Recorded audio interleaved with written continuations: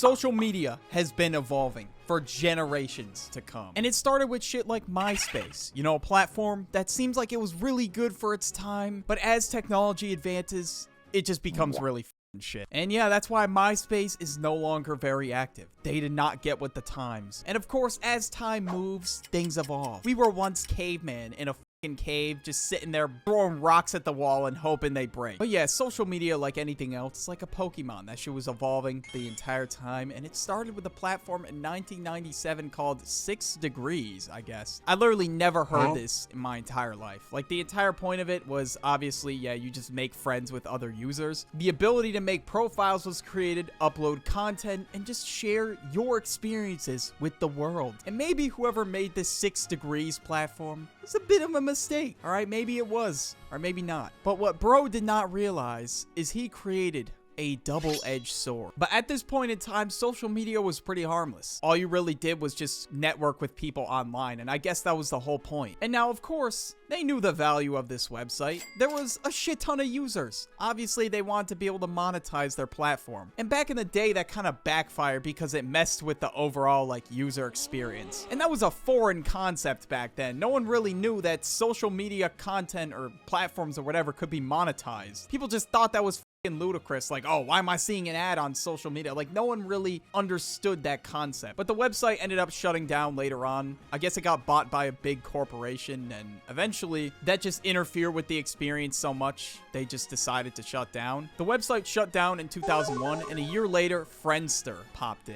And basically Friendster was 6 Degrees, but they added more features. They innovated the game by, you know, having a feature, you know, for dating, finding new hobbies, etc. And of course they also added the feature where you could like share video. There was a shit ton of registered users, so obviously the social media market was just continuing to grow. And at this point, a lot of these big corporations knew that social media was the future. So in 2003, MySpace launched. And a lot of people think MySpace was a pretty big game changer. And now obviously MySpace basically was Friendster's but with more features. You know, you can kind of see a pattern here. Everything just keeps adding more features, and eventually it kind of just beats out the competition. That's what happens in this industry. Now, MySpace was a lot more personalized. Like, you didn't even have to make a real profile. You could have used a nickname or anything like that, and you could have just made a completely random personality. And I guess you could also like share a blog, create a blog, shit like that, and it made it a lot more interesting for the user experience. And it just did a great job of building off on what happened with the other two social media platforms. But as for now, MySpace is deep in the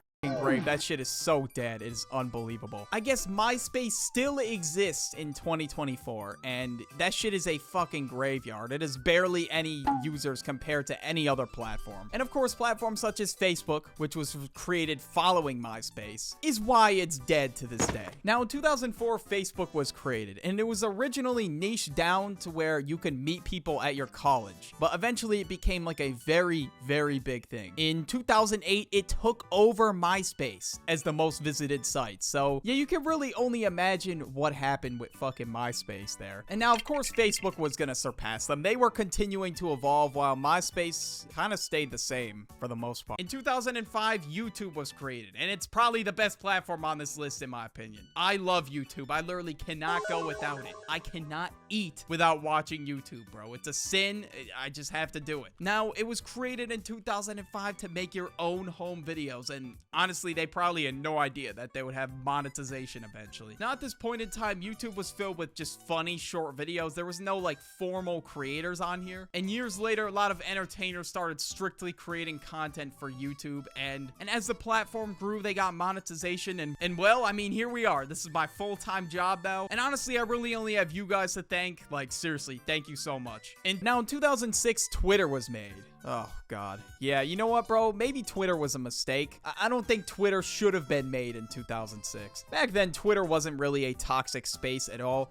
Like, when Threads happened, everybody described Threads as, like, OG Twitter. Yeah, people would kind of just post memes and shit, and it was not a toxic platform at all. But, of course, nowadays, you have celebrities getting canceled and a bunch of other shit like that. Twitter was, yeah, it was a lot more wholesome than it was. I mean, I'm sure there were still some bad people on there, but for the most part, it was a decent platform. But now, all I see is fucking K-pop stans and people getting canceled. So, it's just not good. But yeah, the premise of Twitter was much different, which is why it was able able to compete with platforms in the likes of Facebook and MySpace when that shit was around, there wasn't really much else to do. All you really could do was make a 140 character post. So people would just use fucking Twitter to blurt out random shit that was on their mind. In 2007, Tumblr was created. Now, Tumblr was made as like a short form blogging platform. You could post whatever you wanted, but a lot of people would just post a bunch of emo shit. Now, during this time of Tumblr's rise, a lot of the users were in middle school. It was known for the whole emo aesthetic, those Bart Simpson crying posts, those edgy ass wallpapers with some sad quote on it. But in 2010, Instagram was created, and it was basically a combination of Twitter and Facebook, where basically you write a caption and you post, and you can contact people through DMs. Like they kept adding shit, bro. So obviously Instagram was starting to get a lot of buzz, hence why Mark Zuckerberg bought Instagram. Now, Facebook was still beating it by a landslide at this point, but nowadays is getting very close to Facebook in active users. Now, of course, that's why people say fucking fossils use Facebook, because Instagram was created later and it was seen as a lot more trendy. In 2011, Snapchat was created.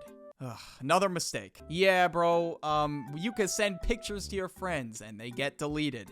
Oof, you can really only imagine what happens there. But yeah, in middle school, I had the fucking Snapchat streaks, of course, bro. Everybody had goddamn Snapchat streaks. Keep a streak with somebody for a certain amount of days, how many times you snap them. Or you could also text people, and you can post stories. So at this point in time, everybody was getting like multiple different social media platforms. In 2011, Pinterest was created. And this website is used to help people find like ideas and just be creative with shit. And it just mainly targets like all of your interests. Like, let's say you are a chef, all right? You like to cook up in the kitchen. Well, you'll probably find a shit ton of recipes on Pinterest. And sometimes people like to sell stuff on here, like custom made things, which is pretty cool. You can get your bag off Pinterest. I don't know. I've never really seen the hype for this website at all. I would just see some people in class sometimes scrolling through Pinterest. Maybe I just missed the hype train for this one. I don't know. But in 2012, Vine had its short-lived career. Vine was created to make 6-second videos, and it was a hit, bro. Like whoever made Vine hit on the money, bro. Everyone and their mom was talking about Vine. They were uploading Vine compilations to YouTube, etc. And now everybody was making Vines because all you had to do was just record yourself on your phone. You didn't need an elaborate setup like YouTube. I'm more of a video sharing platform. And now YouTube doesn't really have features where you could privately message people, but Vine does. So that's why I consider that a social media platform. 2013, Telegram was created. Who? Like, I'm sorry, bro. What the hell is Telegram? I've maybe heard the name of this platform maybe once or twice. I've never heard anybody in my life say, yo, add me on Telegram. But apparently what it is it allows you to send photos, videos, other files you want to share with like a shit ton of people. I really don't know what people use it for mainly. I'm not too sure, but I've heard a lot of scammers use it, so I don't even want to get into it. But anyways, everybody thought Vine was hilarious, even though, I don't know, most of them were corny as shit. They weren't that funny. And now at that point, I was in middle school, so for its time, it was great. But nowadays, nobody's